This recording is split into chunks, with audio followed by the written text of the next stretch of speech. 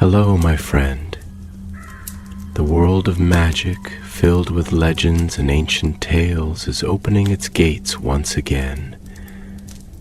Tonight, in the Gryffindor dormitory by the crackling fireplace, I will share another story with my friends. Join us, for the magic is about to come alive. The wind whispered through the ruins of Hogwarts, its voice weaving through the shattered stone and broken battlements, curling like a ghost through the long-forgotten corridors. The war was over. The dark mark no longer stained the sky. The serpent had fallen, its master undone, and the world exhaled in relief. But in the depths of the castle, where the light had not yet reached, there was no peace, only a heartbeat, slow and rhythmic, pounding in the silence. Bellatrix Lestrange was still alive. She lay where she had fallen, her breath ragged, her body aching from the hexes that had struck her down. The great hall was a ruin around her, the golden banners of Gryffindor torn and blood-stained, the air thick with the scent of fire and the ghosts of spells still lingering in the stones. And yet she lived.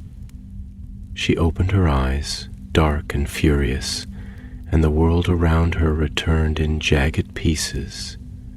The laughter of Molly Weasley still rang in her mind, that final cry before everything went black.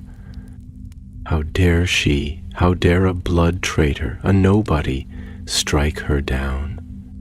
The rage surged within her, hot and wild, but when she tried to rise, her limbs would not obey.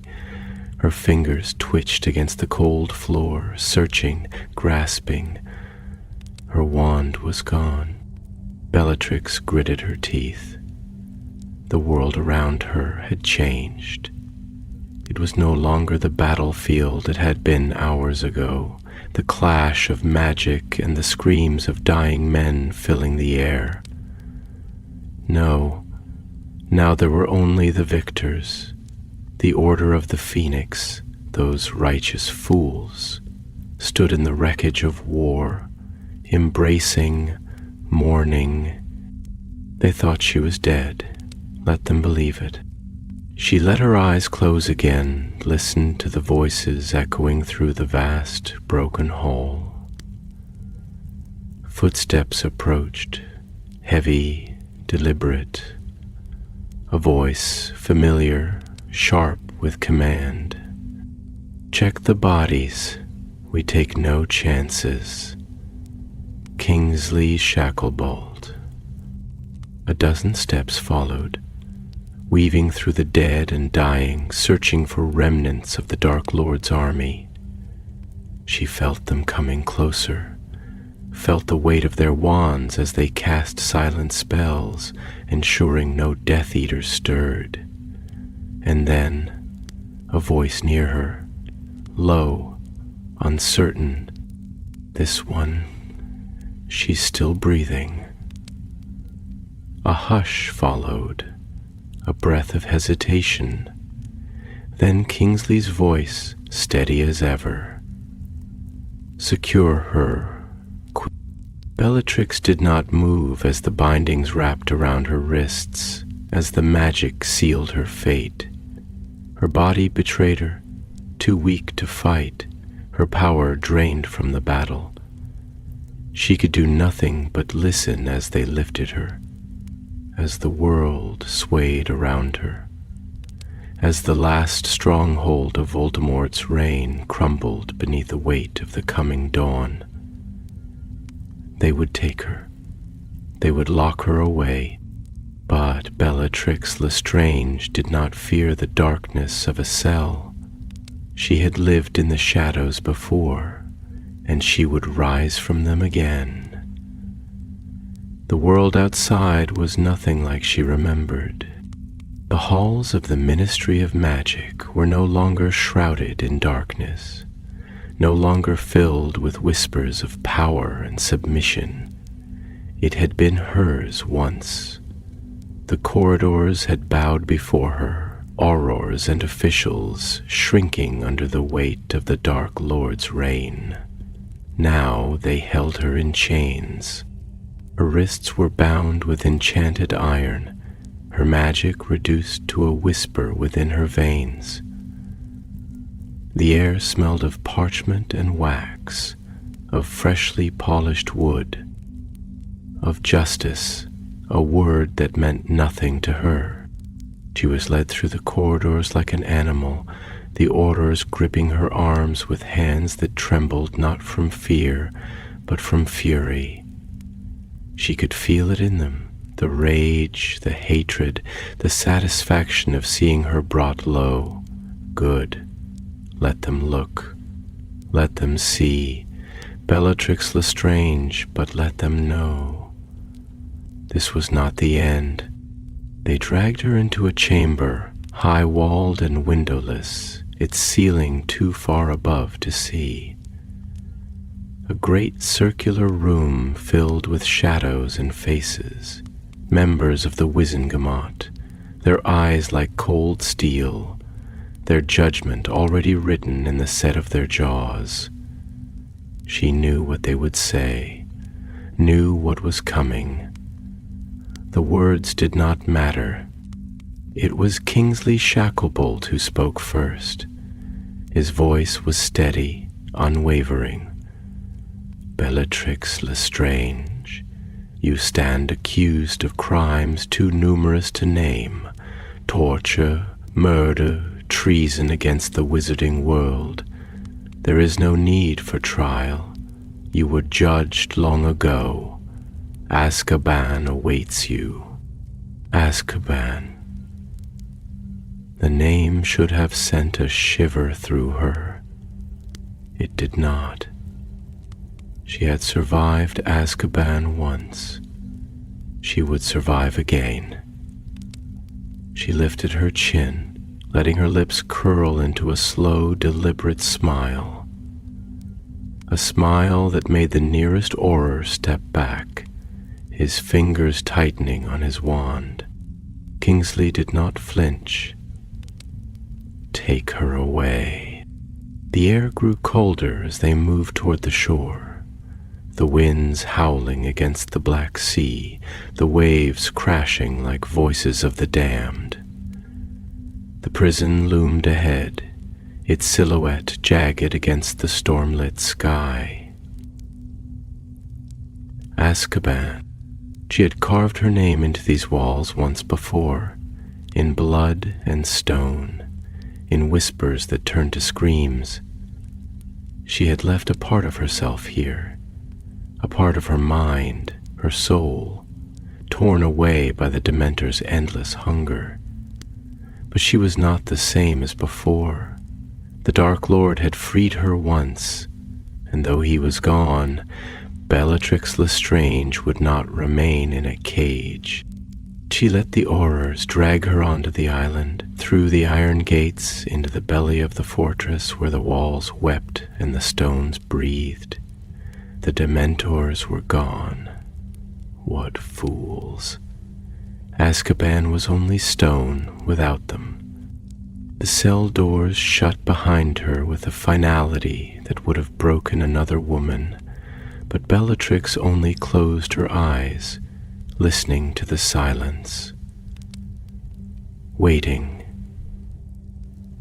She had no wand, no allies, no master, but she had something stronger. She had rage.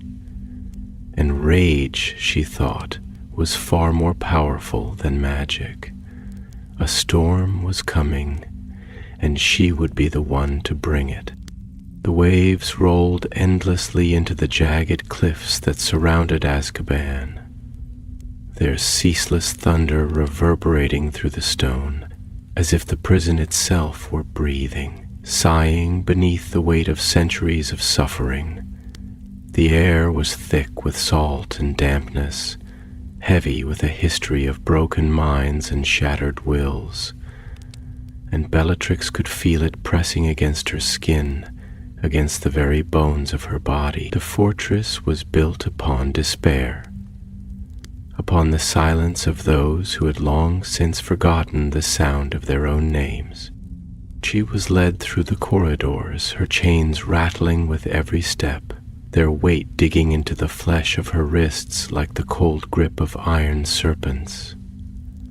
The walls around her were slick with condensation, the stone glistening in the dim torchlight like the wet skin of some ancient creature, its breath curling in the air, its hunger unseen but ever present. There was no light beyond the torches, no windows, no glimpse of the outside world. Azkaban did not allow for the existence of time. It was a place where days bled into one another, where reality twisted under the pressure of unending isolation. The Aurors escorting her remained silent, their hands firm upon her arms, their faces like carved granite, betraying nothing. But she could feel their loathing, thick as the mist that clung to the prison walls.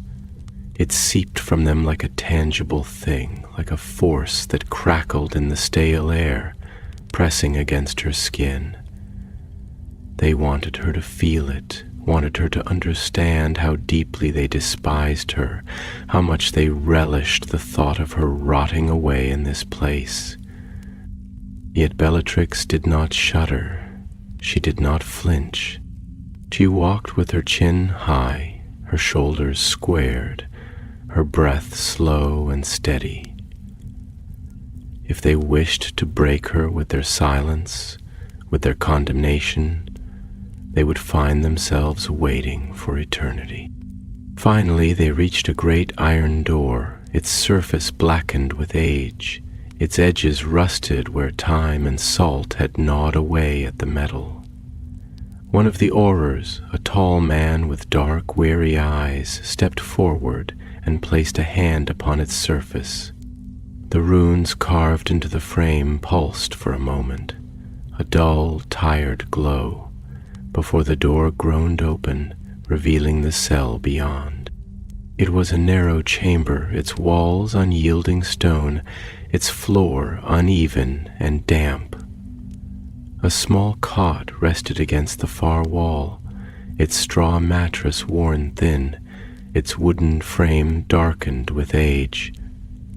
There was no window, no candle, no warmth, only darkness and silence. Bellatrix stepped inside without hesitation, the chains on her wrists growing suddenly heavier, as though the prison itself had reached out to claim her. The air here was different, thicker, more suffocating. It pressed against her skin like unseen hands, curling into the hollows of her lungs, settling into her bones. The Auror who had opened the door hesitated for a moment, his eyes lingering upon her as though he wished to say something, as though he wished to see some flicker of fear in her expression, some sign of weakness. When he found none, his jaw tightened, and he turned away. The door swung shut with a final, echoing thud, and the lock slid into place with a sound like the ceiling of a tomb. And then, at last, she was alone. She took a slow breath, tasting the dampness in the air, feeling the cold settle into her flesh. So, this was to be her grave. Azkaban had always been a graveyard of souls, a place where men and women withered into ghosts, their bodies left to decay while their minds dissolved into madness. She had seen it before. She had lived it before. And yet She was not the same woman who had once been locked away within these walls, a disciple waiting for her master's return. She had been younger then, her heart filled with blind, unshakable devotion, her soul tethered to a dream that was not her own. She had been willing to suffer for him, to bleed for him, to be broken for him, because she had believed, truly believed, that she was his most faithful servant, that she was the blade in his hand, the fire in his But now the silence of this place brought with it a whisper, a thought so small, so fragile, that it barely took form in her mind. Had she been nothing more than a pawn? The thought was poison. It curled through her veins like venom, seeping into the marrow of her being, burning, twisting, unraveling. She clenched her jaw, exhaling slowly, pressing her palms against the cold stone beneath her. No, she would not entertain such weakness. She had been loyal, she had been true, she had given everything, and yet, in the end, he had fallen. In the end, he had left her to die. A bitter laugh bubbled in her throat, a sound so hollow that it barely belonged to her. She had killed for him, tortured for him, burned away every trace of her humanity for him. And where had it left her? Alone, abandoned, forgotten. She pressed her back against the wall, her head tilting back, her dark curls spilling over her shoulders. The silence of Azkaban wrapped around her, and for the first time in her life, she allowed herself to feel the weight of it. She had thought herself untouchable, unbreakable. She had thought herself loved. But love had never been a part of their world. She had not been a queen. She had not even been a knight. She had been a dagger, sharpened and wielded, then discarded when its edge was no longer needed. Her fingers curled into fists, her nails biting into her palms. But she was not broken, not yet, not ever.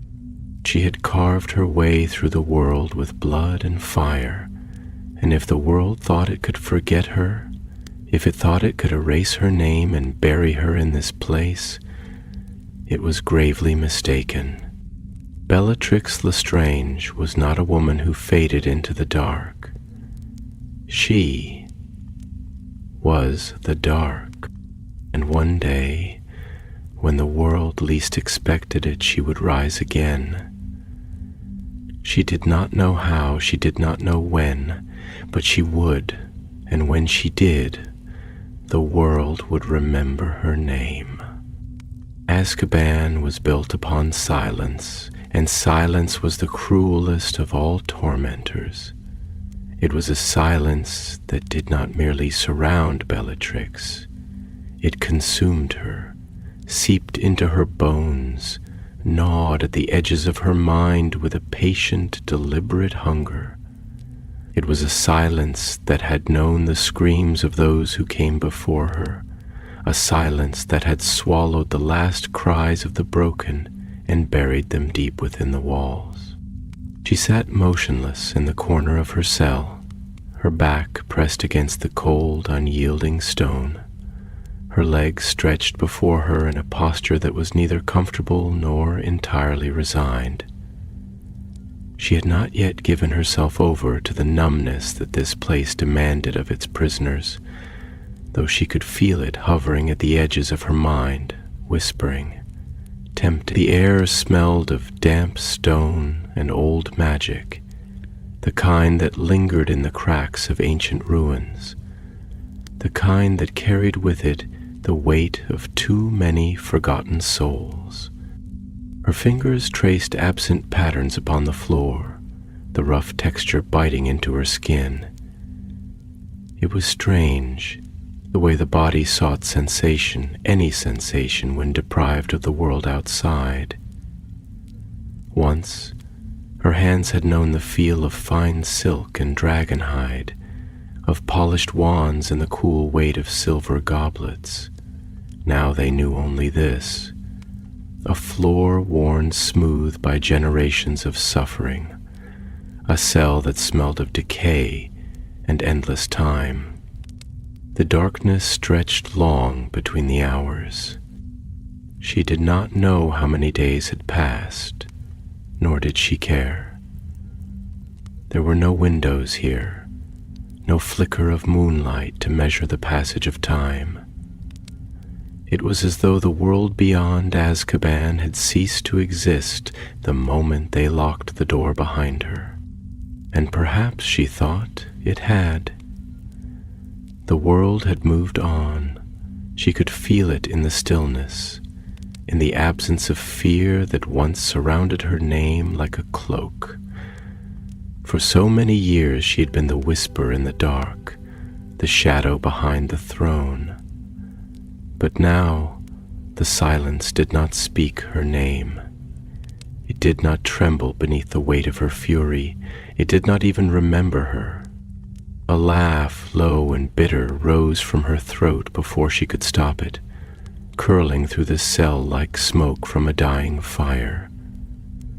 So this was the fate of the faithful then, forgotten, cast aside, left to rot in a tomb of stone and memory.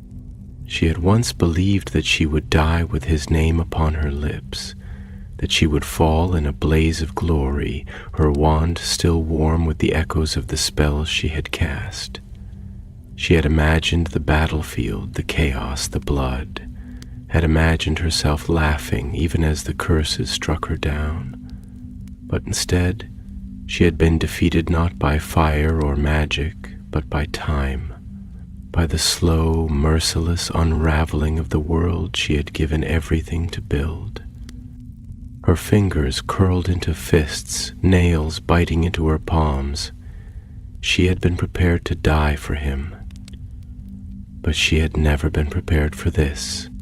The scrape of metal against stone shattered the stillness, the sudden noise slicing through the silence like a knife, the sound of a key turning in the lock, the heavy groan of the cell door swinging open.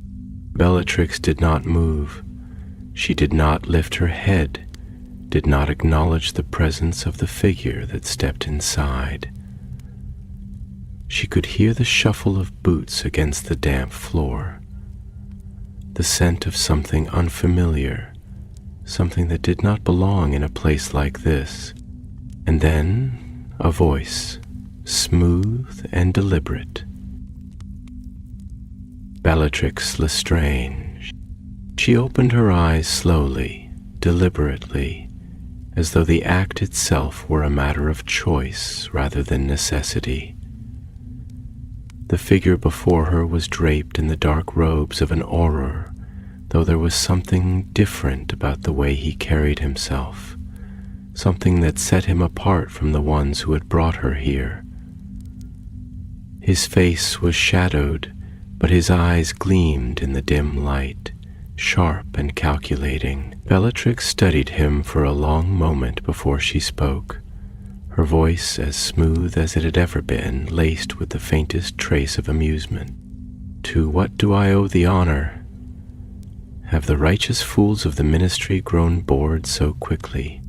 The Auror did not flinch. He did not sneer, did not react with the self-righteous anger she had come to expect from those who thought themselves her keepers. Instead, he regarded her with something colder, something far more dangerous than hatred. "You are not here to rot, Lestrange," he said. "Not yet."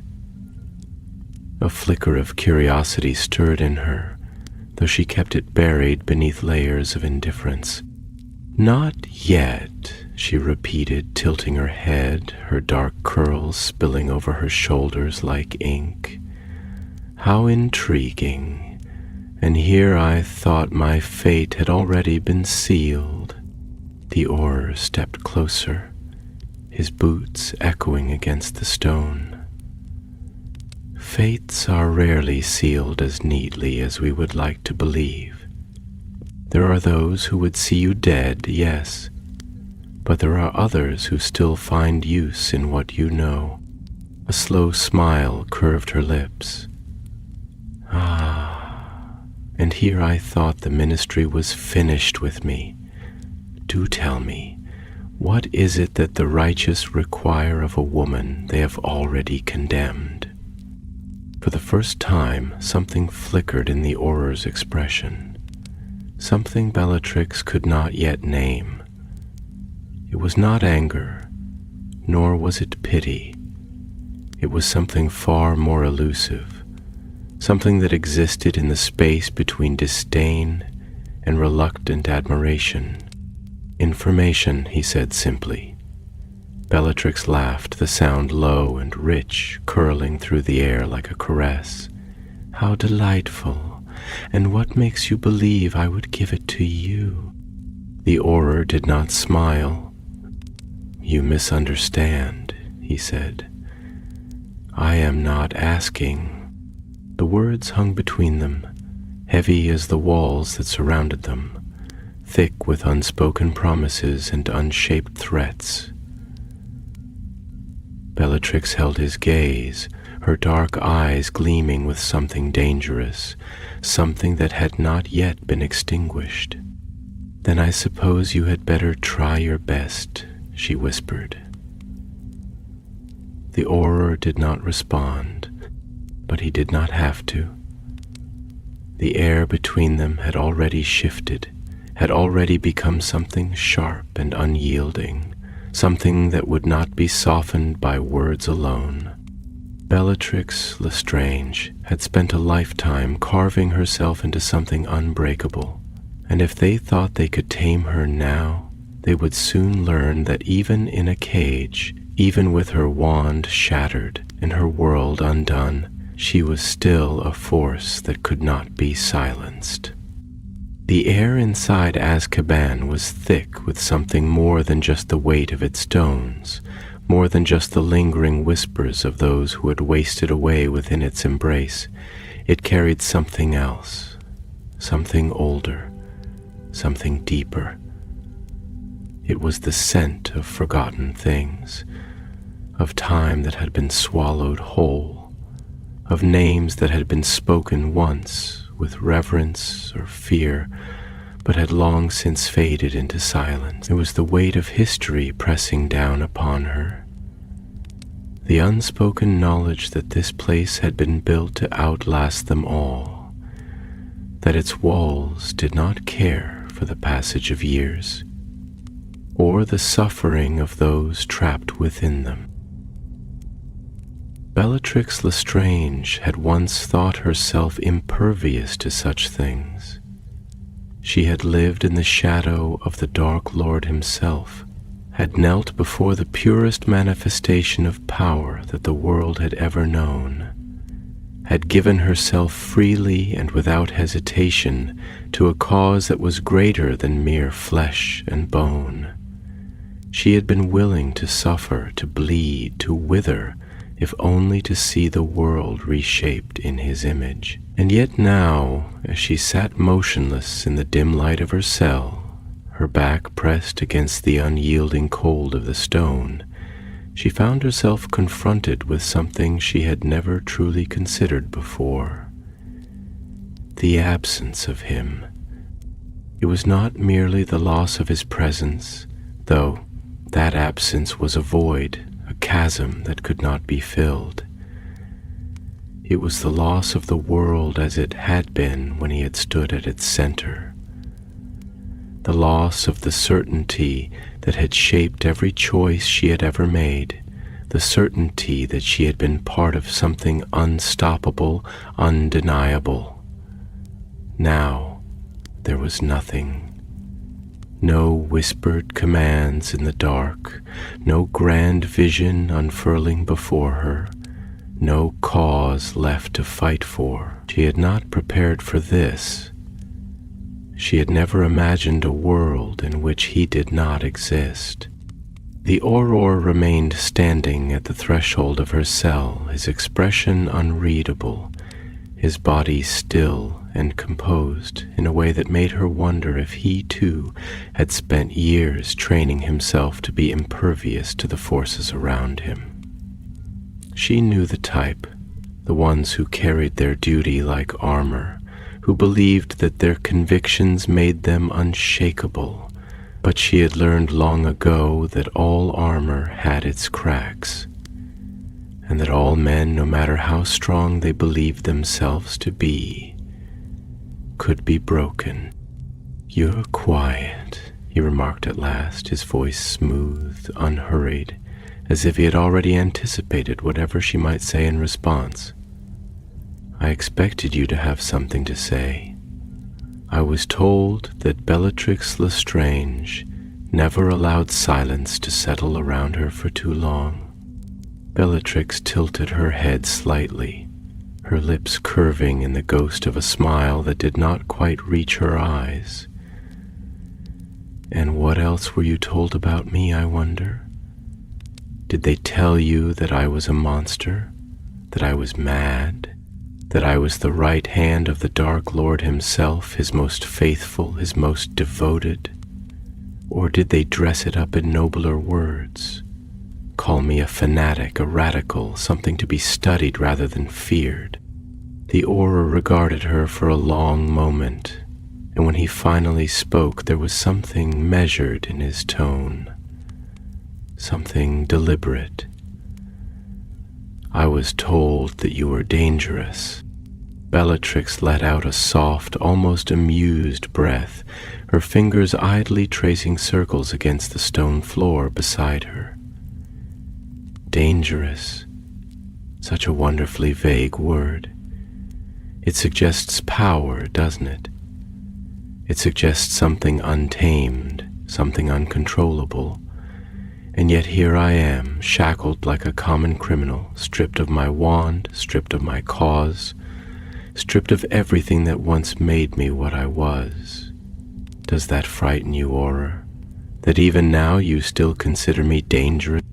The man did not flinch, but she could see the way his fingers twitched at his sides as if resisting the urge to tighten into fists. He was controlled, disciplined, but not unshakable. "Danger does not always come from power alone," he said. "It comes from belief, from conviction, from those who refuse to surrender even when everything around them has crumbled. And you, Bellatrix Lestrange, do not strike me as someone who surrenders easily." Bellatrix let out a slow, deliberate laugh, low and rich, curling through the air between them like smoke.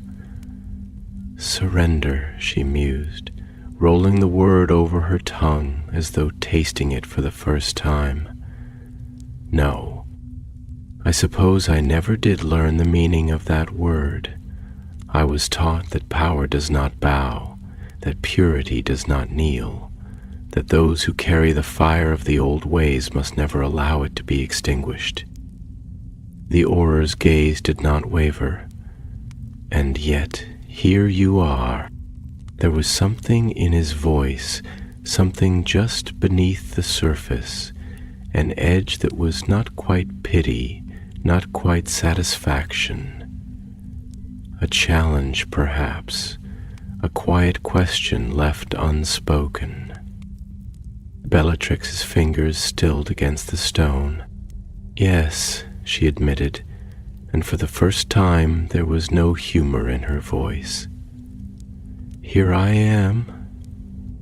The silence between them was different now. He had forced her to say it, forced her to acknowledge it, forced her to let the words pass through her lips and settle into the space between them. Here she was, not on the battlefield, not standing beside her lord, victorious and unchallenged, here in Azkaban, alone. A flicker of something sharp and cold curled in her chest, something she could not name, something she did not want to name. The Auror stepped closer, his voice quieter now, more deliberate. I came here for a reason, Lestrange.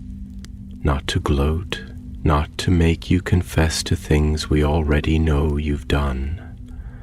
I came here because the world outside has changed, and whether you like it or not, you are still part of it. Bellatrix's gaze sharpened, her expression shifting, unreadable. The world outside is nothing to me, she said, her voice softer now, almost thoughtful. It is a world of filth and compromise, a world that has turned its back on everything that was meant to be. I gave my life to something greater than that world, and now that it is gone, what should I care for what remains? The Auror did not look away. Because it is the only world left to you. Bellatrix's lips parted slightly, but no words came.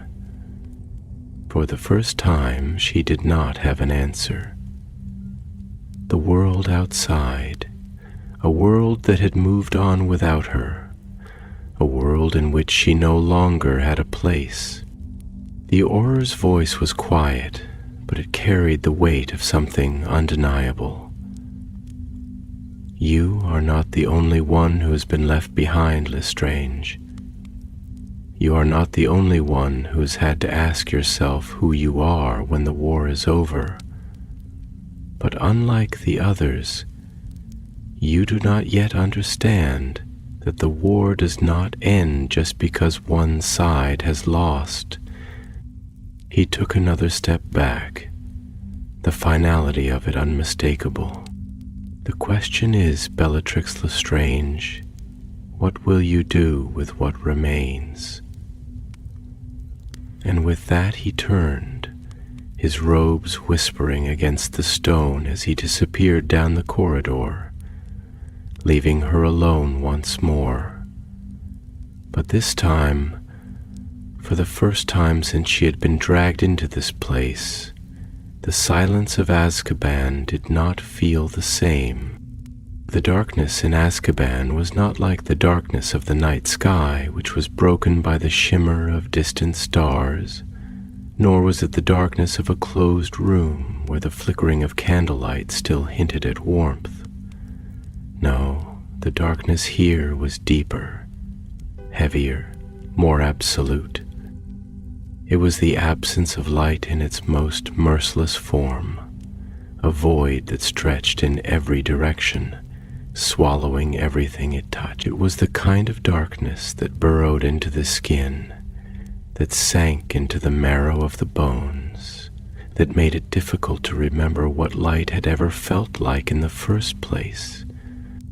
Bellatrix lay upon the cold stone floor of her cell, her back pressed against its rough, uneven surface, her arms splayed carelessly at her sides, her fingers twitching now and then as though grasping at something unseen. The cold had settled into her flesh, into the very fabric of her being, until she no longer felt it in the way one feels a winter chill, but rather in the way one feels time itself, slow, creeping, inevitable. She could hear the distant crash of the waves outside, their rhythm relentless, ceaseless, like the beating of some great heart hidden beneath the sea. The air smelled of salt and damp, thick with the weight of centuries of suffering, the scent of decay woven into the very foundation of the prison itself. And yet something had shifted. The visit from the Auror, no, not just any Auror, but a man who had looked at her not with hatred, not with disgust, not with the blind righteousness she had come to expect, but with something else, something more difficult to name, had disturbed the silence she had begun to accept as inevitable. His words had curled in the corners of her mind like creeping ivy, rooting themselves where they did not belong, whispering questions she had no desire to answer. She had thought herself prepared for this. She had told herself that Azkaban could take nothing from her, that she had already given everything, that she had already lost everything worth losing. But she had not been prepared for the slow unraveling that came with stillness, with solitude, with the insidious way thoughts crept in when there was no one left to silence them. She had always thrived in chaos, in the heat of battle, in the presence of power that crackled like fire in the air around her. But here there was no battle to fight, no master to serve, no war to wage. Here there was only the sound of her own breathing, the steady, maddening drip of water against stone, and the weight of questions that had never before been given room to exist. What will you do with what remains? The question echoed in her mind, twisting itself into different shapes, reshaping itself into something larger, something more insidious. It was not a question meant to be answered in an instant, nor was it a question designed to be ignored. It was the kind of question that sank its claws into the soul, that refused to let go, that demanded to be acknowledged. And so, for the first time in a very long time, Bellatrix allowed herself to think. Not in the way she had always thought, not in the way that was driven by purpose, by mission, by the singular devotion to the Dark Lord that had once defined her every breath. No, this was something different, something slower, something colder, something that gnawed at the edges of certainty, threatening to unravel the very foundation upon which she had built herself. She had always believed in power, in its purity, in its necessity. Power was the law of the world, the language by which all things were ultimately decided. It was not cruelty, not violence for the sake of violence, as so many fools had believed. It was truth. It was order. It was the unspoken rule that governed all things, whether the weak chose to acknowledge it or not. Power was what separated the worthy from the unworthy, what defined those who shaped history and those who merely existed within its margins. And yet, she had given everything to power. She had devoted herself to it without hesitation, had carved her name into the annals of its history, had been willing to burn away every trace of weakness within herself to ensure that she stood among those who would shape the future. But the future had come, and she had been left behind. A slow, bitter laugh curled from her lips, the sound echoing softly against the stone walls. How ironic, how absurd that after everything, after all she had sacrificed, after all she had endured, she had been reduced to this, a prisoner in a crumbling fortress, forgotten by the world she had sought to remake, abandoned by the very power she had once worshipped. Had she been wrong? No. The thought came swiftly, instinctively, with the force of a blade. No, she had not been wrong. Power was not the thing that had betrayed her. It was people that had failed. It was weakness that had crept in, that had poisoned the foundation of everything they had built. It was foolishness, cowardice, sentimentality. It was those who had faltered when the moment of truth had come, those who had hesitated, those who had turned away from the purity of the cause in favor of comfort, in favor of peace, in favor of a world where they could pretend that power did not rule all things. But the Auror's words returned, unbidden, curling through the cracks of her certainty like smoke through a broken window. The war does not end just because one side has lost. Bellatrix closed her eyes, exhaling slowly, deliberately, her breath steady, measured. If that was true, if the war did not end simply because their side had been defeated, then what did that mean? What did that leave? The question was dangerous, because for the first time it suggested that there was something beyond this, that she was not merely the ruin of something that had already ended, that there was something else waiting, something yet to be shaped. And Bellatrix Lestrange had never been content to be a relic of the past. She had always been a force meant to shape the future. Her eyes opened slowly, gleaming in the dim light of the cell. Yes, perhaps the Auror had been right. Perhaps the war was not over after all. And if that was true, if that was even remotely true, then she had no intention of remaining in this place for long. Azkaban breathed.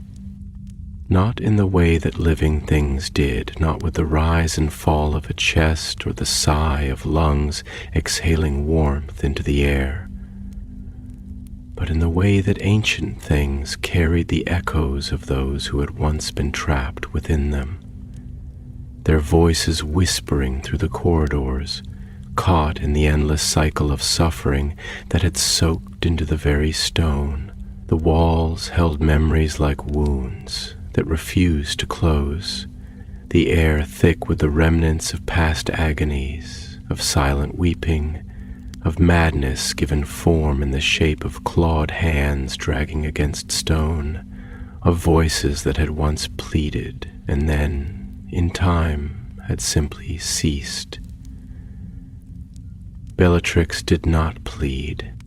She sat in her cell, still and composed, her back straight against the unforgiving wall, her hands resting loosely in her lap, though there was nothing relaxed about her posture. She was a figure carved from something unyielding, something untouched by time, something that refused to break even under the weight of the years pressing down upon her. The silence had settled upon her like a second skin, heavy yet familiar, wrapping around her in the absence of anything else. She had learned to exist within it, to listen to the sound of her own breathing, to let her thoughts stretch and unfurl through the endless hours, filling the void where once there had been voices, commands, purpose. But now, something was different. Now there was the ghost of something else within her thoughts, something she had not expected, something she did not yet know how to name. It was the Auror's voice, lingering like a whisper that refused to fade, curling at the edges of her consciousness, repeating the words she had dismissed in the moment but could not seem to push away entirely. The war does not end just because one side has lost. The war does not end. It was an idea she had never considered, not in this way. She had always believed in the finality of battle, in the clean, unarguable truth of victory and defeat. There were winners, and there were those who were crushed beneath them. That was the nature of the world. That was the law upon which everything had been built.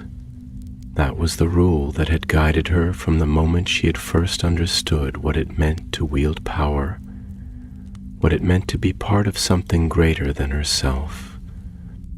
And yet, here she was, Not victorious, not crushed. Something else. Something unfinished. The thought burned, twisting through her mind like the slow unfurling of a flame, creeping towards something yet to be ignited. The sharp click of boots against stone shattered the silence, breaking into the rhythm of her thoughts, forcing them to shift, to reassemble, to become something sharper, something focused. She did not look up immediately. She let the sound approach, let the steps draw nearer, let the presence announce itself before she acknowledged it. There was power in that, even now, even here. The door creaked open, heavy and deliberate, its hinges groaning beneath the weight of years, of rust, of disuse. And then there was the pause, that moment of hesitation, that space where the person standing in the threshold decided whether to speak first, whether to command, whether to hold their ground or step back in the face of what lay beyond the door. She had seen that moment in men before.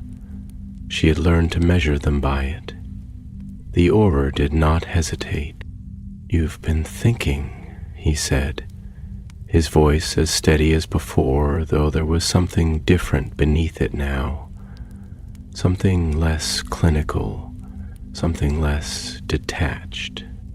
Bellatrix let the silence stretch between them, let the weight of the moment settle before she finally tilted her head, her dark eyes meeting his with an expression that was unreadable, that held within it the quiet calculation of someone who had spent too much time alone with their own mind. "An astute observation," she said, her voice slow, deliberate, measured. "I do wonder, though, whether that is a luxury or a curse."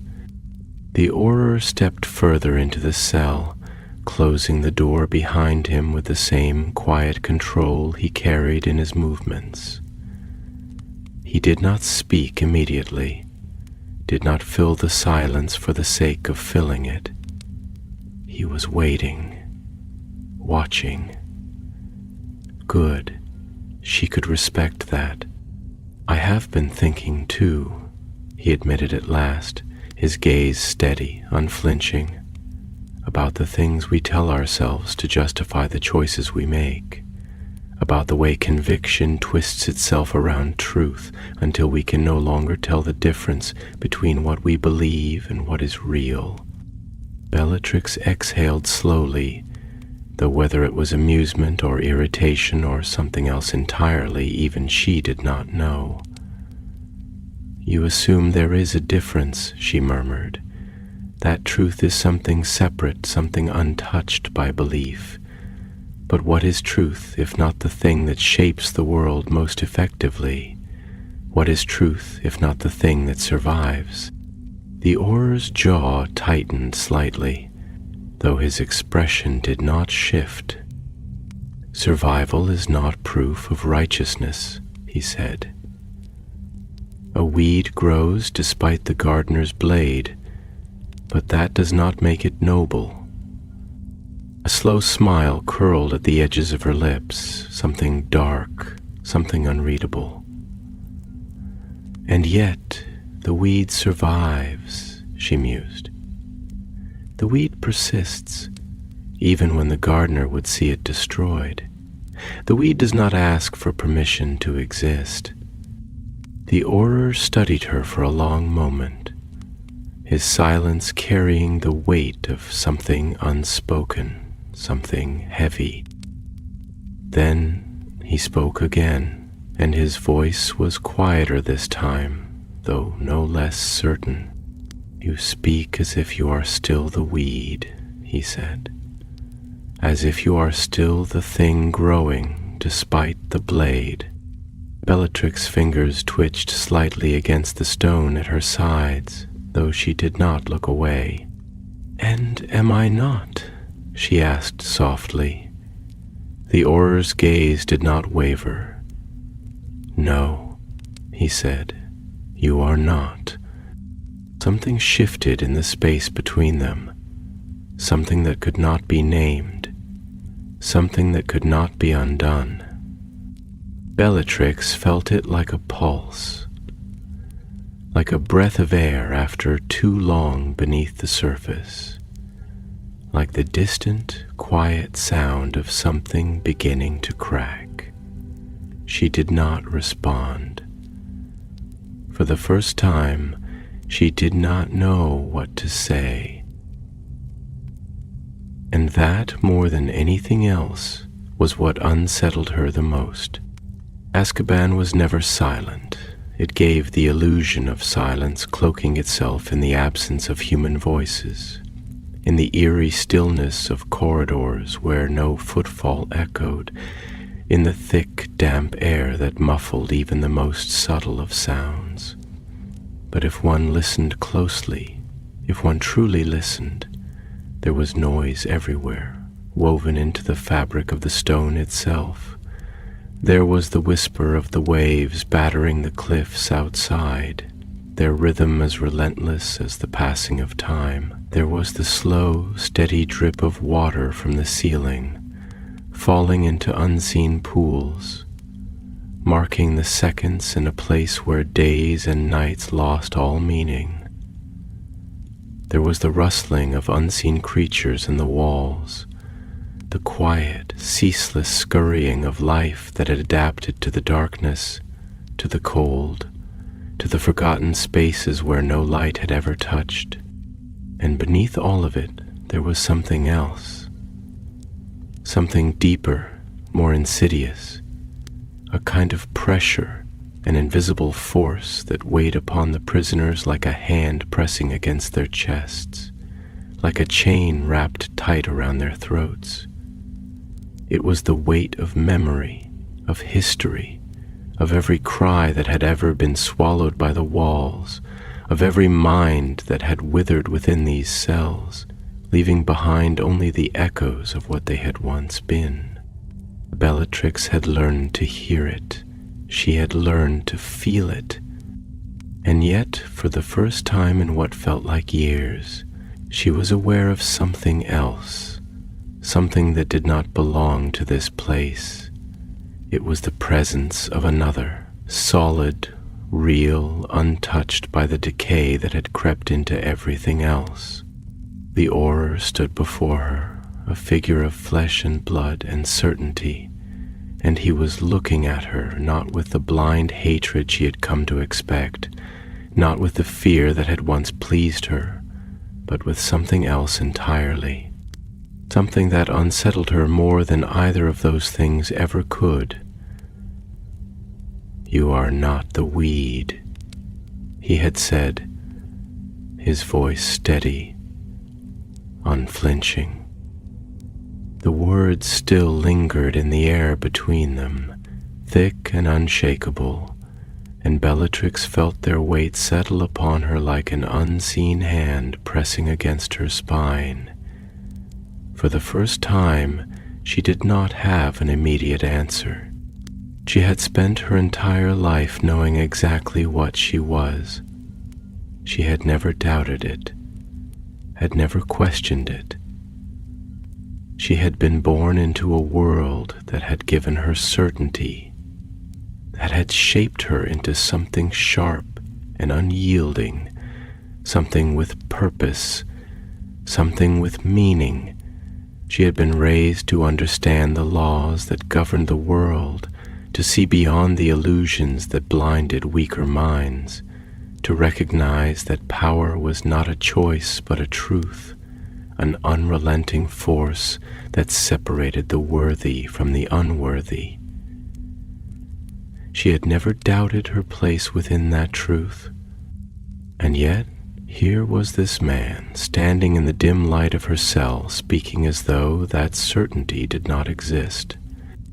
She exhaled slowly, deliberately, her fingers curling against the stone at her sides, grounding herself in something tangible, something real. When she spoke, her voice was quieter than before, not because she lacked strength, but because strength was not always in the volume of words, it was in the weight of them. "And what then do you believe I am?" she asked, tilting her head slightly, studying him with the same intensity with which he studied her. The Auror did not look away. "You want me to say you are a relic," he said, and his voice was calm, measured, but beneath it there was something deeper, something deliberate.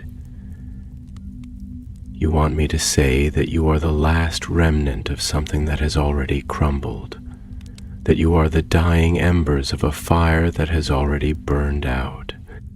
You want me to say that you are a shadow of a world that no longer exists." Bellatrix's lips curled into something that might have been amusement, but it did not reach her eyes. "And yet you do not say it." "No." His gaze did not waver.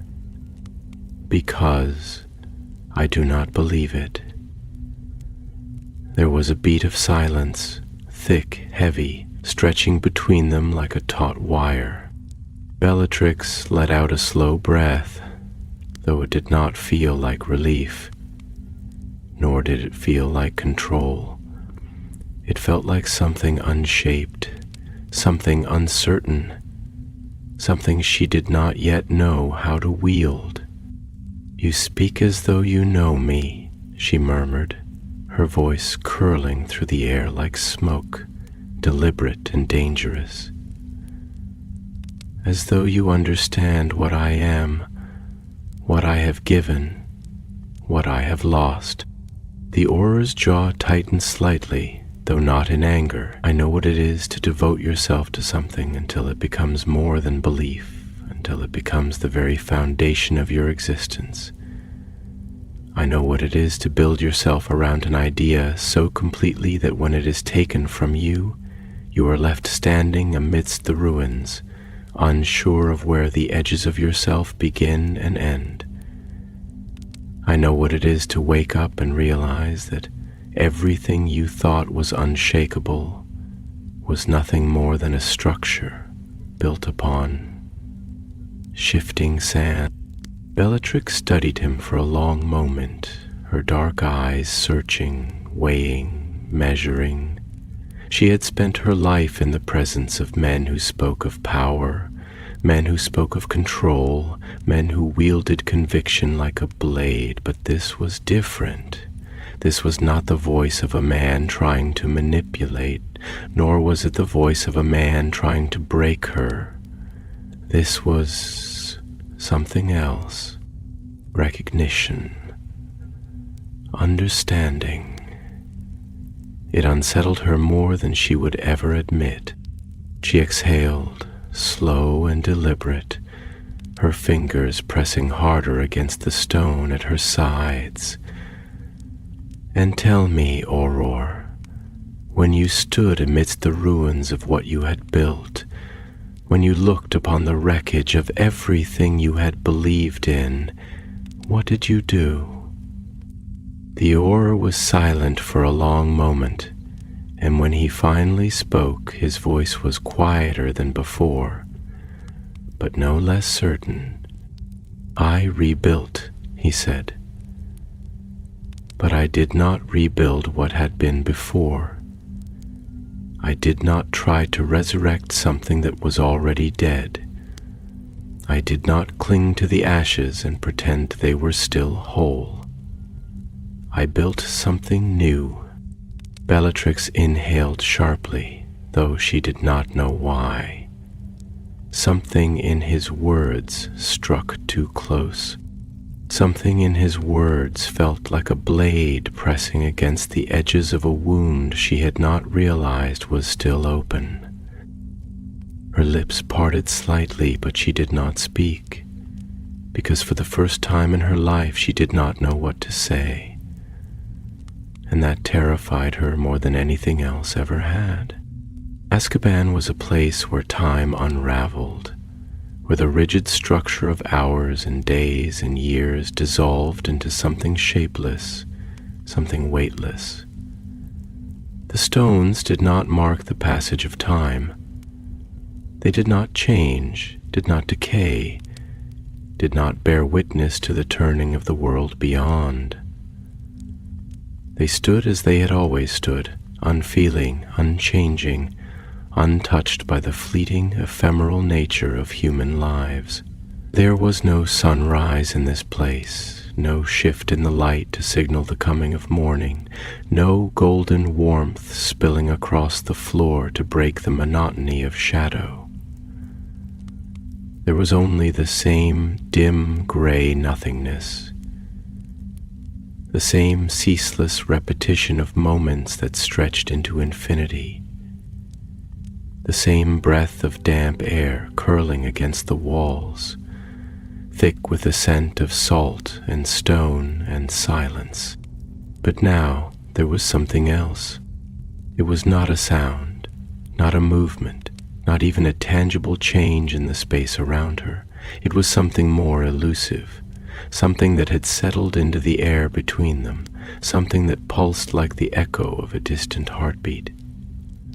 The auror had not moved since his last words, had not shifted in place, had not filled the silence with unnecessary speech.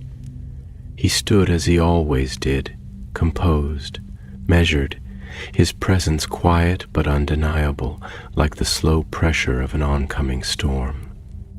Bellatrix had spent her life in the presence of men who commanded power, men who bent the world to their will, men who shaped reality with their words, their actions, their vision.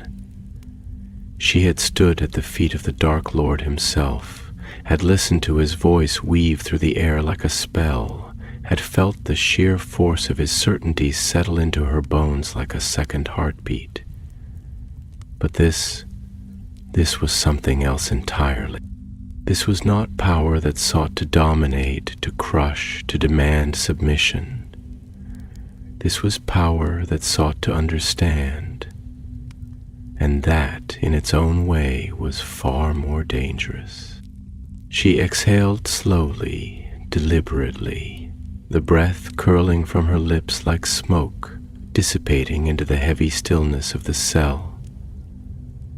Her fingers twitched against the stone at her sides, restless, impatient, though she did not allow the movement to betray anything more than a momentary lapse in control. When she spoke, her voice was quieter than before, lower, almost contemplative, though it still carried the sharp edge of something unyielding. "You speak as though you believe in rebuilding," she murmured, tilting her head slightly, her gaze dark and unreadable as she studied him, "as though you believe that from ruin something new can always rise, that destruction is not the end, but merely the beginning of something else. It is a noble thought, I suppose, a comforting philosophy for those who do not wish to see the truth of the world as it is. But tell me, Auror, how do you rebuild when the foundation itself is flawed? How do you create something new when the earth beneath it is already poisoned?" The Auror's expression did not change, though something in his eyes shifted, something thoughtful, something considering. He did not answer immediately, did not rush to fill the space between them with empty words. He let the question settle, let it breathe, let it unfurl into the air around them before he finally spoke. His voice calm, steady, carrying the weight of something that had been considered long before this moment. "You assume that to rebuild means to preserve," he said, his gaze unwavering. "You assume that the past must always serve as the blueprint for what comes next, that the shape of what was must dictate the shape of what will be. But that is where you are wrong. The past is not a structure, it is a lesson. It is not meant to be replicated, it is meant to be understood, to be examined, to be stripped of its illusions, so that what comes after is not simply a reflection of what came before, The foundation is not the world itself, Bellatrix. The foundation is the people who build it. A slow, bitter laugh curled from her lips before she could stop it, a sharp, jagged sound that echoed off the walls, twisting back toward her like something tangible, something with claws. And what do you know of foundations, Auror? What do you know of those who build? She leaned forward slightly, her dark eyes gleaming with something fierce, something dangerous, something laced with a quiet, smoldering fury. You speak of lessons, of understanding, as though history is something that can be dissected, rearranged, reshaped to suit whatever moral framework you choose to impose upon it. But history does not care for your philosophies. It does not care for your lessons. It is written in blood, in conquest, in the unshakable truth that power does not concern itself with righteousness. Power simply is. It does not seek understanding. It does not wait for those who hesitate. It does not falter in the face of reflection, and it certainly does not waste its time looking backward. The Auror did not move, did not react, did not allow even the slightest flicker of emotion to cross his face. And yet when he spoke, there was something in his voice, something that was not anger, not condescension, but something else entirely. "Then tell me," he said, his tone quiet, deliberate, unshaken, "where is your power now?" The question struck her harder than she had expected. She did not let it show. Her jaw tightened, just slightly, just enough that the movement was barely perceptible, but she felt it. Felt the way the words pressed against something raw, something unspoken, something she had buried so deep within herself that even she had not allowed herself to acknowledge it. Because the truth, the undeniable, unbearable truth, was that he was right. Power had abandoned her, not because she had been wrong, not because she had been weak, but because power was not loyalty, because power did not bind itself to those who followed, because power had never been hers to wield, only hers to serve. And in the end, it had not cared for her devotion, for her sacrifice, for the blood she had spilled in its name. It had left her here, in this place, in this cell, in this silence, and it had not looked back. And for the first time in her life, she did not know what that meant. She exhaled slowly, deliberately, the breath shaking just slightly as it left her lips. She willed herself to remain still, to remain composed, to remain unbroken. But something had changed. Something had shifted, and she did not yet know if she could stop it. The Auror watched her for a long moment, his gaze steady, unrelenting, but not cruel, and then quietly, without triumph, without mockery, without anything but simple, undeniable truth, he spoke again. "Power did not abandon you, Bellatrix," he said. "You were never the one holding it." The words settled into the air between them, and for the first time she could not find the strength to deny them. Azkaban swallowed sound, but it did not consume thought. If anything, it magnified it, stretched it, turned it inward, until the weight of one's own mind became heavier than the chains that bound the wrists. The fortress did not need dementors to unravel a prisoner's sanity. The architecture of the place itself was a kind of slow, insidious erosion. The stone, slick with salt and weeping with moisture, seemed to lean inward, pressing closer each day, shrinking the space, suffocating those within. The air, damp and stagnant, carried the scent of decay, not of flesh, but of time, of forgotten moments, of things left to rot beneath the weight of history. Even the distant crash of the waves, once a reminder of the world beyond, had become part of the prison itself, a ceaseless mocking reminder that escape was as impossible as halting the tide. And yet, despite the silence, despite the weight of everything pressing in from all sides, Bellatrix could still hear the echo of the Auror's voice. Not just the words themselves, but the meaning behind them. The unbearable weight of what he had left behind in the air between them, in the space where her certainty had once stood. You are never the one holding it. The phrase had settled into the cracks of her mind like water freezing in stone, expanding, pushing apart the carefully constructed walls of her certainty, finding the weaknesses she had never allowed herself to acknowledge. For so long, she had built herself around the idea that she was power, that she was its instrument, its vessel, that her devotion had made her something more than a servant, something more than a follower. She had believed, truly and utterly, that her purpose had been intertwined with the rise of the world Voldemort had promised to create, that her loyalty had not simply been an act of worship, but a partnership, an extension of a will greater than her own, but one that could not have existed without those who upheld it. She had been his blade, his voice, his fury, and in that she had believed herself to be something eternal, something untouched.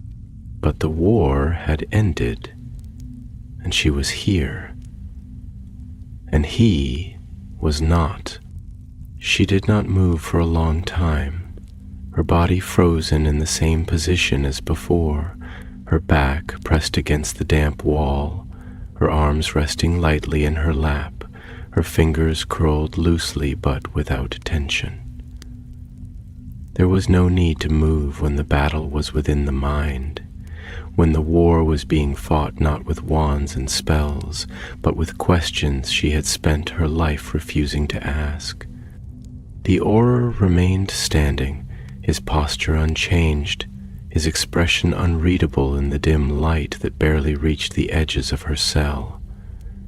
He had given her time, given her silence, and now, when she spoke, it was not with the same biting arrogance as before. It was slower, more deliberate, her voice carrying an unfamiliar weight, as though she were testing it, as though she was uncertain of what it might sound like when she finally allowed herself to speak, the things that had been clawing at the edges of her consciousness. "You say I was never the one holding power," she murmured, her tone absent of mockery, absent of the cruel amusement she had once wielded like a weapon, that I was never more than an extension of something greater, that I was a blade in someone else's hands, forged for a purpose that was never truly mine to shape. It is a simple thing to say, it is a simple thing to believe, but tell me, Auror, what does that make you? You speak as though you understand what it means to stand in the shadow of something larger than yourself, to devote yourself so entirely to an idea that you no longer know where you end and where it begins. But if I was never the one holding power, then were you? Or were you merely on the other side of the same blade, fighting for something you were told was greater, something that promised righteousness, in the same way mine promised order? The Auror inhaled slowly, deeply, as if he had already anticipated the question but had not yet decided whether to meet it head-on or allow it to hang between them, unanswered. The pause was not hesitation.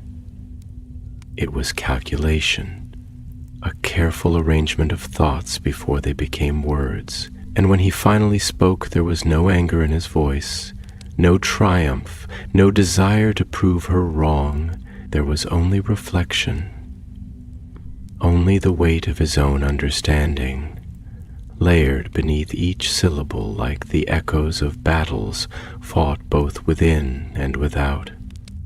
"I have spent my life standing for something I believed in," he admitted, his voice steady, but carrying a depth of weariness that had not been there before. "I have fought wars in the name of justice. I have carried out orders given to me by those who swore they knew what was best.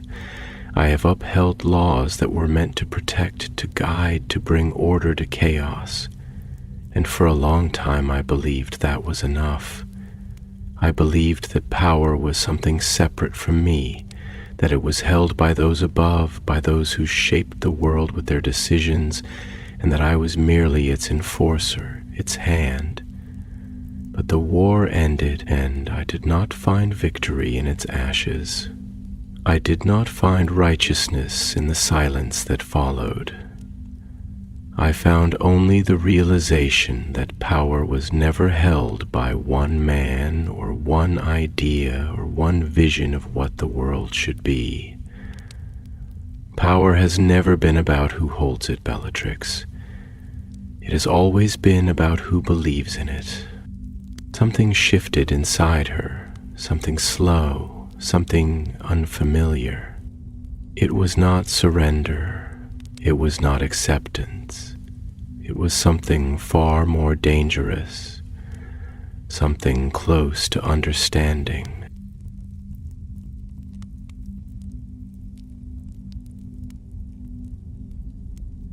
She exhaled, tilting her head back against the wall, closing her eyes for a brief moment, feeling the damp chill press against her skin, feeling the weight of the silence settle over her shoulders, feeling the shape of the world she had once known begin to fracture beneath her.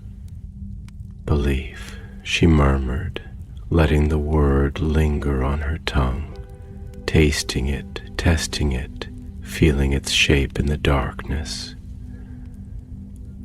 It is a fragile thing, isn't it? We build ourselves around it, we carve our names into it, we shape our lives to fit within its walls, and yet it is so easily broken.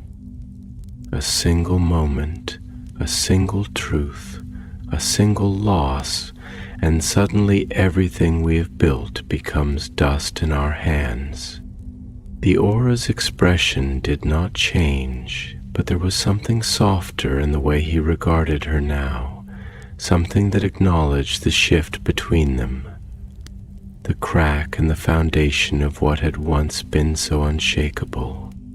"And yet," he said, his voice quieter now, almost reverent, "belief is also the only thing that allows us to rebuild." The Bellatrix opened her eyes, her gaze meeting his, and for the first time there was no challenge in it, no defiance, no hatred.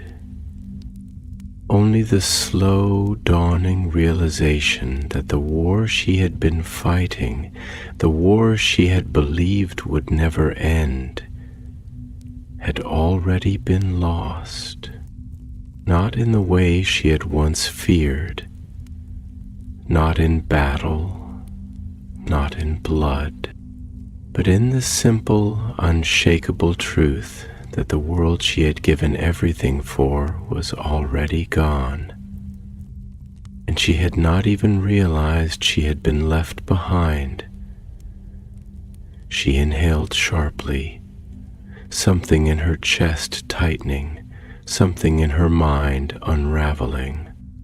The war was over, and now, for the first time, she had to decide what remained.